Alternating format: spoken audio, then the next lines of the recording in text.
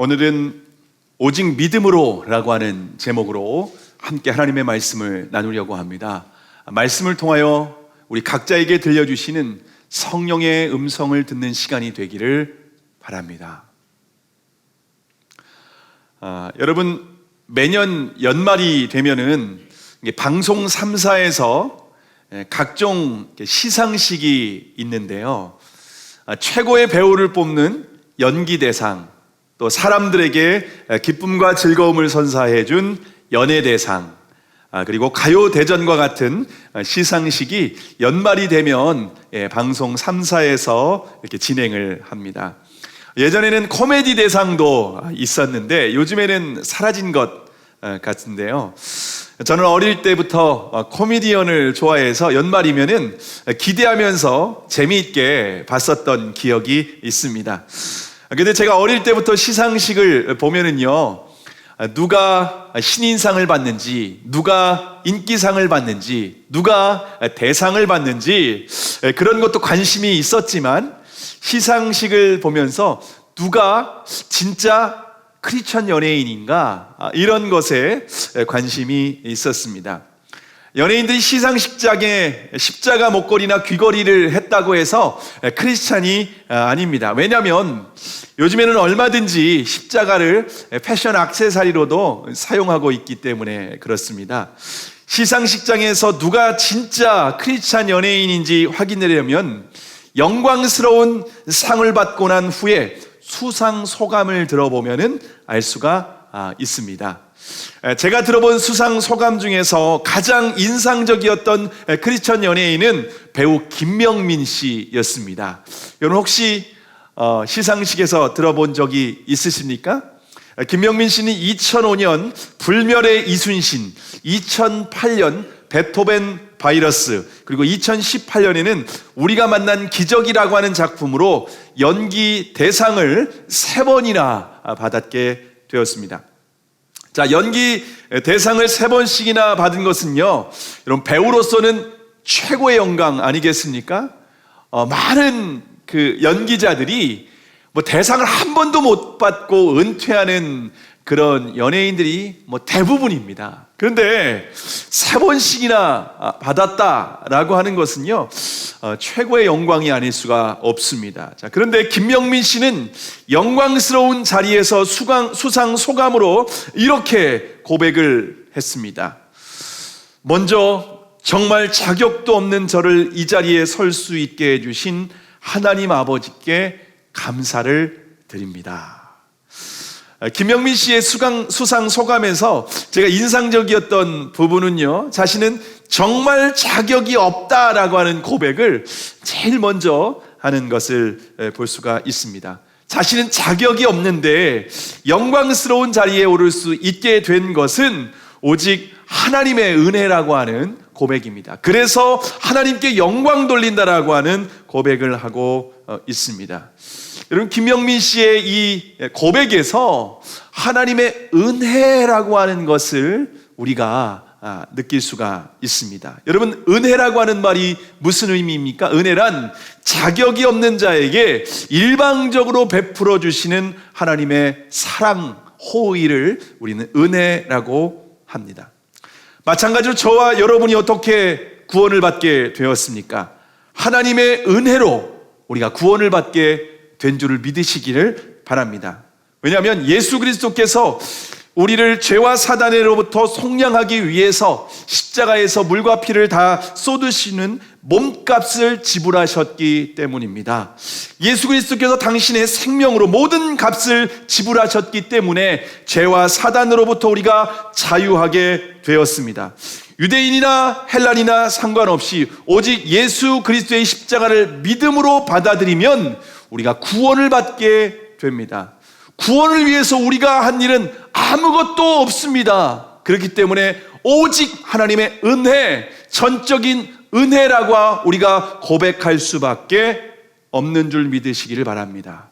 자, 그러면 하나님의 은혜로 구원받은 사람의 합당한 태도는 무엇일까요? 오늘 본문 27절과 28절, 27절과 28절을 함께 읽겠습니다. 시작. 자, 그런즉 자랑할 때가 어디뇨? 있을 수가 없느니라. 무슨 법으로냐? 행위로냐? 아니라 오직 믿음의 법으로니라. 그러므로 사람이 의롭다 하심을 얻는 것은 율법의 행위에 있지 않고 믿음으로 되는 줄 우리가 인정하노라. 자, 하나님의 은혜로 구원받은 사람은 결코 자랑할 수 없다라고 말하고 있습니다. 왜냐하면 눈을 씻고 찾아봐도 자신에게는 구원받을 만한 근거가 전혀 없기 때문에 그렇습니다. 우리가 구원받은 것은 무슨 법입니까? 여기에서 법이라고 하는 것은 방법이라고 하는 의미입니다. 행위의 방법입니까? 아니면 믿음의 방법입니까? 행위가 아니라 오직 믿음으로 구원을 받게 되었습니다. 사람이 하나님께 의롭다 하심을 받는 것은 율법의 행위에 있지 않습니다. 왜냐하면 율법의 행위로는 하나님 앞에서 의롭다함을 받을 사람이 단 한 사람도 없기 때문이다. 그래서 오직 믿음으로, 다시 말하면 하나님의 은혜로 우리가 의롭게 될 수 있습니다. 또한 바울은 믿음과 은혜 그리고 선물을 동일한 개념으로 사용하고 있습니다. 성탄절이 다가오면 많은 사람들이 사랑하는 사람을 위해서 성탄 선물을 준비하고 있습니다. 얼마 전에는 저희 둘째 딸이 성탄절에 받고 싶은 선물이 있다고 하면서 1번, 2번, 3번을 얘기를 하더라고요. 1번은 뭘 받고 싶고 2번은 뭘 받고 싶고 3번은 뭘 받고 싶다고 그렇게 저한테 알려주는 겁니다. 왜 저한테 말을 할까요? 아빠가 성탄 선물을 주려면 이 중에서 골라서 달라는 겁니다. 이 중에서 골라서 달라고 하면서 저에게 이렇게 성탄 선물을 얘기하는 겁니다. 우리가 자기가 이렇게 어떤 생일이나 어떤 기념일이 되면은요, 내가 받고 싶은 선물을 이렇게 좀 부탁하고 얘기하는 것을 볼 수가 있습니다. 두 사람도 그렇지 않아요? 예, 서로 이렇게 얘기를 합니다. 그런데 선물의 최종 결정권은 누구에 의해서 결정될까요? 받는 사람에 의해서 결정될까요? 아니면 주는 사람에 의해서 결정이 될까요? 제 딸이 1번, 2번, 3번 그렇게 얘기를 해도 그 결정은 누가 합니까? 바로 주는 사람에 의해서 결정될 수밖에 없습니다. 여러분, 선물은 주는 사람에 의해서 결정이 됩니다. 마찬가지로 구원은 하나님의 선물입니다. 그러므로 하나님의 구원, 이 구원은 하나님께서 주는 분, 하나님에 의해서 우리가 결정되고 하나님께서 우리에게 일방적으로 선물로 주신 것이 바로 우리의 구원이라고 하는 것을 분명히 깨닫기를 바랍니다. 자, 우리의 구원을 이렇게 핵심적으로 요약한 성경 구절이 그래서 에베소서 2장 8절과 9절 말씀인데요. 제가 읽어드리겠습니다. 잘 들어보십시오. 너희가 그 은혜에 의하여 믿음으로 말미암아 구원을 얻었나니 이것이 너희에게서 난 것이 아니요 하나님의 선물이라. 행위에서 난 것이 아니니 이는 누구든지 자랑하지 못하게 함이니라. 저와 여러분, 하나님께서 은혜를 주셔서 믿음으로 구원을 얻게 되었습니다. 이것은 우리의 행위로 얻은 대가가 결코 아닙니다. 오직 하나님의 선물입니다. 그러므로 누구든지 자랑할 수 없다라고 하는 것을 아주 분명하게 우리가 기억할 수 있기를 바랍니다. 우리가 하나님 앞에 의롭다함을 받는 것은 오직 믿음입니다. 행위는 자신을 드러내는 것이지만 믿음은 하나님을 드러내는 것입니다. 행위는 자신을 자랑하는 것이지만 믿음은 하나님께 영광을 돌리는 것입니다. 우리의 믿음도 그런데 구원의 근거가 될 수는 없습니다. 우리의 믿음은 단지 구원의 통로로 사용될 뿐입니다. 우리를 구원하시는 근거는 오직 십자가에서 우리를 죄로부터 속량하시기 위해서 죽으신 그리고 다시 부활하신 예수 그리스도의 신실함입니다. 그러므로 오직 믿음으로 구원받는 사람은 절대로 자신의 행위를 자랑할 수 없습니다. 심지어 우리의 경건 생활과 헌신도 하나님 앞에서는 결코 자랑해서는 안 됩니다. 경건 생활은 경건한 그리스도인은 매일 말씀 묵상과 기도로 주님과 교제를 합니다. 경건 생활은 하나님의 은혜를 깊이 경험할 수 있는 거룩한 습관입니다. 근데 경건 생활이 하나님 앞에서 그리고 또한 사람 앞에서 자랑이 되는 순간 반드시 그 교만한 틈을 타고 사단이 역사하게 됩니다. 뿐만 아니라 주님의 공동체를 세우기 위해서는 누군가는 헌신해야만 합니다. 그런데 자신의 헌신이 자랑이 되는 순간 사단이 그 마음을 지배하게 됩니다. 그러면 결국 우리의 경건과 헌신이 하나님께 기쁨이 되는 것이 아니라 오히려 하나님을 대적할 수밖에 없습니다. 이와 같은 함정에 빠지기 가장 쉬운 사람이 누구일까요? 바로 저입니다. 왜냐하면 저는 매일 새벽마다 경건 생활을 하며 주님과 교제하고 있기 때문입니다. 뿐만 아니라 주님의 부르심을 받고 교회를 개척하고 지금 헌신하는 삶을 살아가고 있습니다. 제가 사단의 유혹에 넘어가서 자기 자랑으로 넘어질 수 있는 가장 위험한 사람입니다. 그래서 매일 자기를 부인하고 주님의 은혜를 구할 수밖에 없습니다. 주님의 은혜를 구하지 않는 순간 저는 선줄로 생각하는 순간 넘어질 수밖에 없습니다. 뿐만 아니라 교회 안에서 나름대로 헌신하고 수고하는 중직자나 성도들도 자신의 수고를 드러내고 싶을 때 사단이 역사에서 공동체를 오히려 어렵게 만들어버립니다. 그러므로 주님을 위해서 헌신하는 모든 그리스도인들은 항상 깨어서 자기 자랑과 교만을 경계해야 되는 줄을 믿으시기를 바랍니다. 자, 그러면 하나님의 은혜로 구원받은 사람의 합당한 반응은 무엇일까요? 그것은 마치 배우 김명민 씨의 수상소감과 같이 고백할 수밖에 없습니다. 정말 자격도 없는 저를 이 자리에 설 수 있게 해주신 하나님 아버지께 감사를 드립니다. 자신에게 아무리 스포트라이트가 비추고 많은 사람들로부터 칭찬을 받는다고 할지라도 절대로 착각해서는 안 됩니다. 내가 영광을 받는 것이 아니라 오직 하나님께 영광을 돌려드려야 됩니다. 자신의 행위를 자랑하는 것이 아니라 오직 예수 그리스도만을 자랑해야 합니다. 왜냐하면 구원을 위해서 우리가 한 일은 아무것도 없기 때문입니다. 그러므로 하나님의 은혜를 알지 못하는 사람은 어떻게 반응할까요? 하나님의 은혜를 알지 못하는 사람, 반대 사람입니다. 그 사람들은 자신의 행위를 드러내는데요, 그런 사람이 대표적으로 유대인입니다. 유대인은 자신이 하나님의 선택받은 백성이라고 하는 것을 자랑했습니다.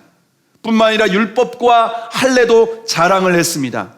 하나님께서 우리에게 율법을 주신 이유는 우리가 지킬 수 있는 능력이 있기 때문이라고 그렇게 생각을 했습니다. 자신의 행위를 자랑하는 유대인들은 우월의식과 교만에 빠져서 다른 이방인들을 판단하고 정죄했습니다. 이방인들을 그들은 개, 돼지 취급을 해서 함께 식사도 하지 않았습니다. 심지어 이방인들은 지옥의 불쏘시개라고, 지옥의 땔감이라고 생각을 했습니다. 그러면서 자신들은 질적으로 다른 존재다라고 하는 우월의식에 빠져 있었습니다.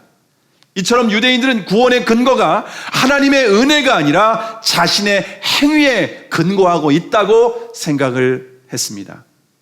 자, 바울은 그런 유대인들에게 뭐라고 반문하고 있습니까? 오늘 본문 29절과 30절, 오늘 29절과 30절을 함께 읽겠습니다. 시작. 하나님은 홀로 유대인의 하나님뿐이시뇨 또 이방인의 하나님은 아니시뇨 진실로 이방인의 하나님도 되시느니라. 할례자도 믿음으로 말미암아 또는 무할례자도 믿음으로 말미암아 의롭다 하실 하나님은 한 분이시니라. 여러분, 하나님은 홀로 유대인의 하나님뿐입니까? 이방인의 하나님은 아니십니까? 진실로 이방인의 하나님도 되십니다. 바울은 이처럼 유대인들에게 질문을 하고 동시에 대답을 하고 있습니다. 하나님은 유대인만 사랑하는 것이 아니라 이방인도 똑같이 사랑을 하십니다. 할례받은 유대인도 믿음으로 구원을 받을 뿐만 아니라 할례받지 않은 이방인도 믿음으로 말미암아 구원을 받게 됩니다. 유대인이나 이방인이나 구원의 방법은 전혀 다르지 않습니다. 오직 하나님의 은혜로, 오직 하나님의 선물로, 오직 믿음으로 우리가 의롭게 된다라고 하는 것을 성경은 아주 분명하게 우리에게 강조하고 있습니다. 여러분은 자신이 하나님의 은혜로 구원받은 것을 믿으십니까? 그렇다면 교회 밖에 있는 사람들은 어떨까요? 교회 밖에 있는 사람들도 하나님의 은혜로 구원받을 수 있는 것입니다. 심지어 교회 안에 있지만 아직도 예수님을 믿지 못하는, 아직도 예수님을 인격적으로 만나지 못한 사람들은 어떨까요? 그분들도 하나님의 은혜로, 하나님의 선물로 구원받을 수 있습니다. 자, 그런데 우리는 자신이 은혜로 구원받는다는 것을 망각하고 유대인과 같이 다른 사람을 판단하고 정죄하고 있을 때가 많이 있지 않습니까? 제가 청소년 사역을 할 때 기억에 남는 학생이 있습니다.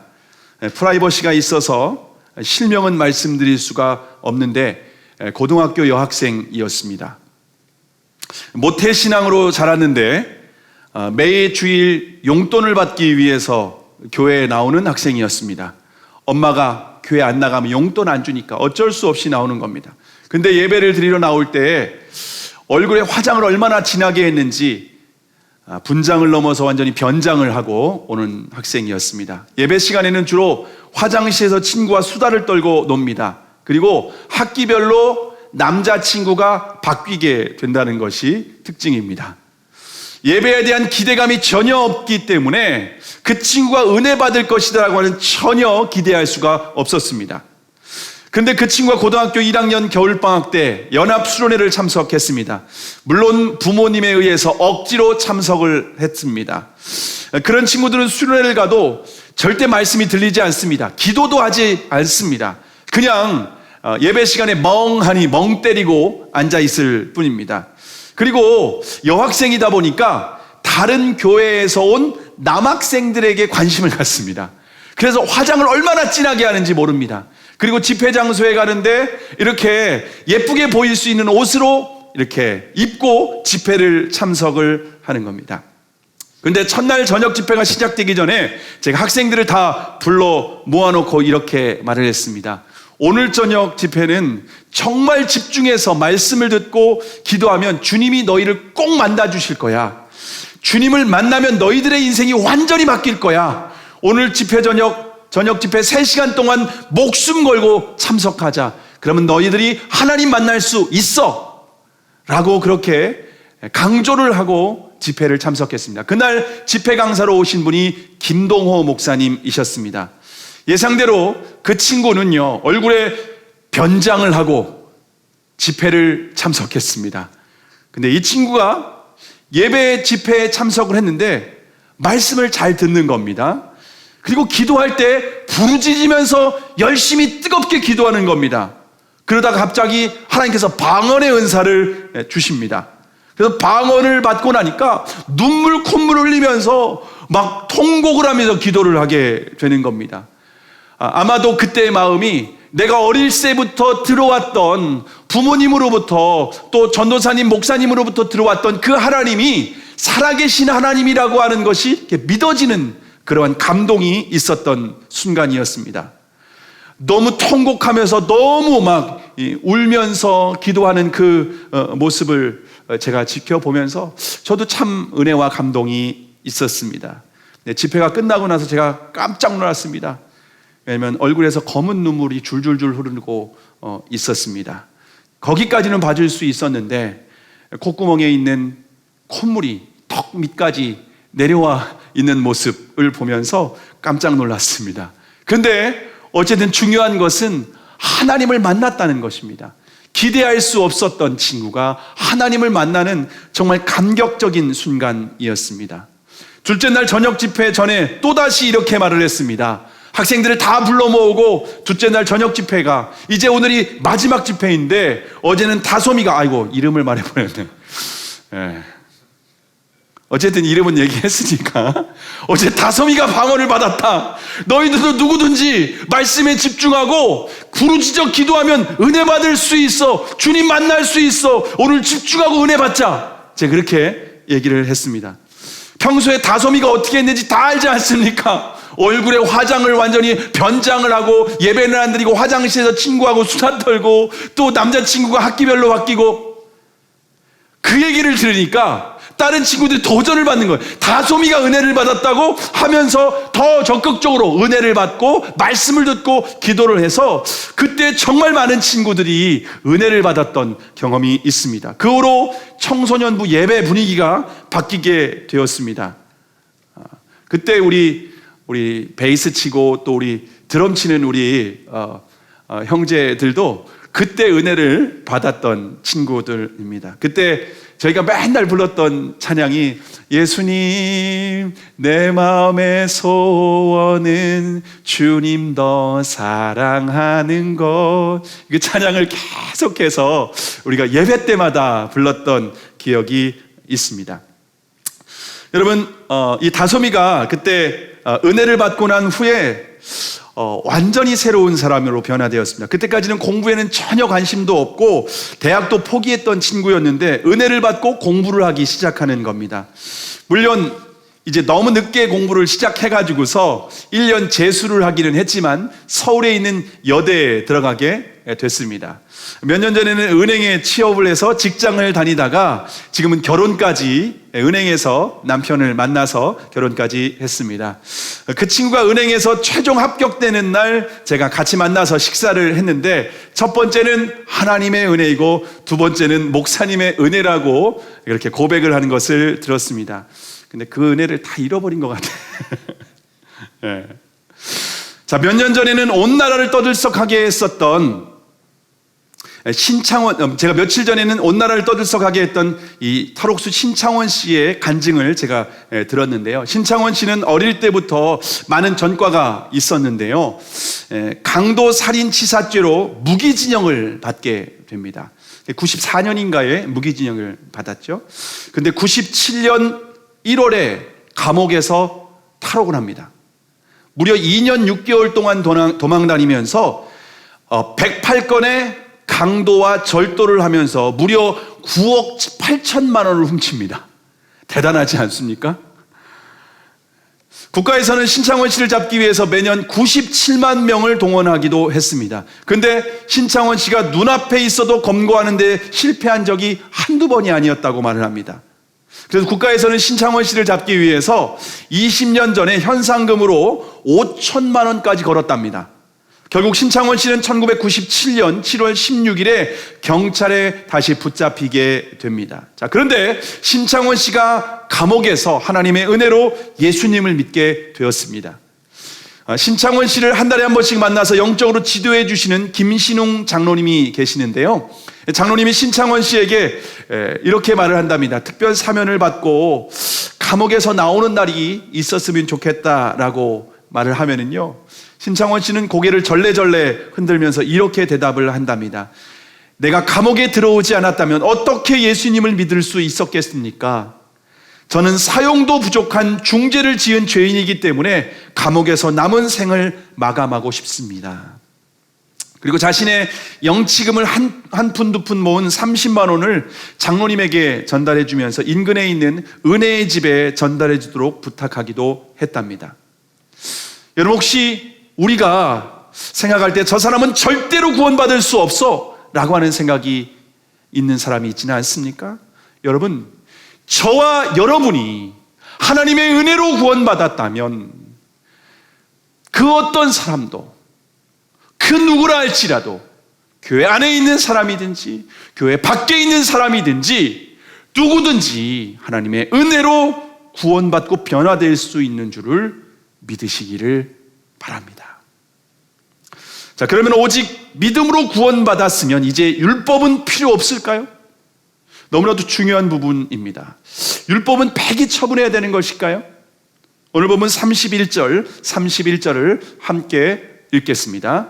자, 시작. 그런즉 우리가 믿음으로 말미암아 율법을 폐하느뇨? 그럴 수 없느니라. 도리어 율법을 굳게 세우느니라. 자, 우리가 믿음으로 구원받았기 때문에 율법은 쓰레기통에 버리면 될까요? 그럴 수 없습니다. 도리어 율법을 굳게 붙들어야만 합니다. 유대인들은 바울이 하나님의 은혜를 강조하기 때문에 율법 폐기론자라고 생각을 했습니다. 근데 바울은 율법 폐기론자가 아닙니다. 오히려 율법을 굳게 세워야 된다고 강조하고 있습니다. 왜냐하면 율법의 핵심은 사랑이기 때문입니다. 여러분, 율법을 요약하면 10계명입니다. 10계명은 하나님 사랑과 이웃 사랑입니다. 그러므로 믿음으로 구원받은 사람은 여전히 율법을 폐할 수 없습니다. 그런데 기독교 역사에서 율법을 폐기를 주장을 했던 마르시온이라고 하는 이단이 있었습니다. 심지어 그들은 구약 성경 전체를 부정하기도 했습니다. 지금 시대에도 마르시온과 같은 이단이 바로 구원파입니다. 구원파는 더 이상 율법이 필요 없다고 합니다. 왜냐하면 예수 그리스도를 믿음으로 죄사함을 받았기 때문입니다. 그래서 더 이상 율법도 필요 없고 회개도 필요 없다고 가르칩니다. 자, 그러면 저와 여러분이 믿음으로 구원을 받았기 때문에 정말 10계명을 지키지 않아도 될까요? 거짓말하고 살아도 될까요? 도둑질해도 될까요? 간음하며 살아가도 될까요? 우리의 몸으로 육신의 정욕과 안목의 정욕과 이생의 자랑을 따라하며 마음대로 죄짓고 살아도 될까요? 절대로 그럴 수 없습니다. 하나님의 아들이신 예수 그리스도께서 당신의 생명을 값을 지불하고 죄의 노예로부터 우리를 구원해 주셨습니다. 그런데 어떻게 우리가 또다시 죄의 종로로 탈 수 있겠습니까? 그래서 주님께서 마태복음 5장 16절과 17절에서 분명하게 말씀하십니다. 이같이 너희 빛을 사람 앞에 비추게 하여 저희로 너희 착한 행실을 보고 하늘에 계신 너희 아버지께 영광을 돌리게 하라. 내가 율법이나 선지자나 폐하러 온 줄로 생각하지 말라. 폐하러 온 것이 아니요 완전케 하려 함이로다. 하나님의 은혜로 구원받은 저와 여러분의 삶은 이제 율법 이상의 삶을 살아야만 합니다. 율법에서 요구하는 수준은 눈에는 눈, 이에는 이로 갚으라고 하는 것입니다. 그러나 주님은 너희 원수를 사랑하고 너희 핍박하는 자를 위해서 기도하라라고 명령을 하십니다. 바리새인과 서기관들은 율법을 형식적으로만 지켰습니다. 그러나 그리스도인들은 이제 율법의 본질인 사랑을 완성하는 삶이 되어야 되는 줄을 믿으시기를 바랍니다. 그러면 저와 여러분이 어떻게 율법의 본질을 이룰 수 있을까요? 어떻게 율법을 완성하는 삶을 살 수가 있을까요? 로마서 8장 4절에 보면은 그것은 육신을 따라 살지 않고 성령을 따라 사는 우리가 율법이 요구하는 바를 이루게 하시려는 것입니다 라고 우리에게 말씀하고 있습니다. 죄와 사단의 지배 아래에 있을 때는 율법의 요구를 이룰 수가 없었습니다. 그러나 이제 은혜 아래에 있는 그리스도인 안에는 성령이 임재하십니다. 예수 그리스도의 영이신 성령을 따라서 순종할 때에 율법의 요구가 이루어지는 삶을 살게 되는 줄 믿으시길 바랍니다. 우리의 결단과 의지로 이루어지는 삶이 아니라 하나님의 은혜로 성령을 따라 살아갈 때에 율법의 요구가 이루어지는 삶, 율법의 완성인 사랑이 우리 안에 열매 맺게 되는 줄을 믿으시기를 바랍니다. 자, 그러면 저는 은혜도 받았고 예수님도 믿는데 왜 성령을 따라 살아가는 삶이 되지 않을까요? 이렇게 질문할 수 있습니다. 어떻게 해야 될까요? 이걸 묵상하는 순간 하나님께서 생각나게 하신 것이 있습니다. 저희 시골에서는 부모님이 농사를 짓고 계십니다. 저희 집에서 농사 짓는 것은 복숭아 가수원을 하고 계시는데요. 부모님이 그래서 날씨에 참 관심이 많습니다. 특별히 여름에 복숭아가 한창 자랄 때는요, 적당하게 비가 내려야만 합니다. 올해는 55일 이상 장마가 계속돼서 오히려 너무 비가 많이 와가지고서 복숭아가 다 썩어서 또 썩고 맛도 없어가지고서 농사가 다 망쳐버렸습니다. 근데 2017년에, 3년 전이죠. 2017년에는요, 비가 너무 내리지 않아서 가뭄이 심각했었던 때가 있습니다. 지난 30년 동안 강수량을 비교했을 때 70% 수준밖에 그 해는 내리지 않았다고 합니다. 논바닥이 다 갈라지고 과일이 자라지 못해서 농민들이 얼마나 어려웠는지 모릅니다. 이렇게 가뭄이 심각할 때는요, 모든 사람들이 잠시 지나가는 소낙비가 그렇게 반가울 수가 없습니다.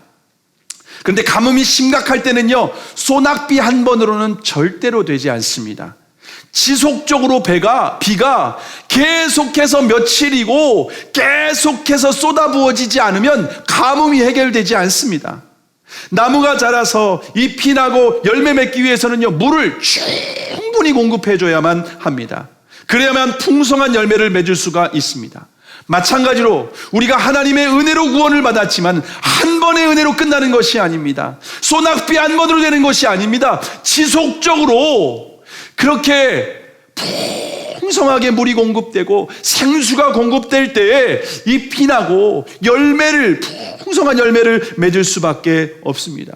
저와 여러분이 수련회 때 은사를 받고 한 번 주님 체험했다고 되는 것이 아닙니다. 부흥회에 참석해서 나 은혜 받았다, 그것으로 끝나는 것이 아닙니다.